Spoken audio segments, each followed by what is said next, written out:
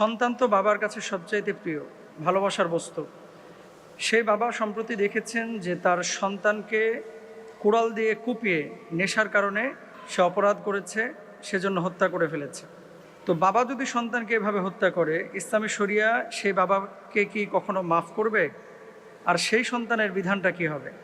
খুবই মর্মান্তিক এই সংবাদ বা এই নিউজটা আপনারা হয়তো অনেকেই দেখেছেন বা জেনেছেন।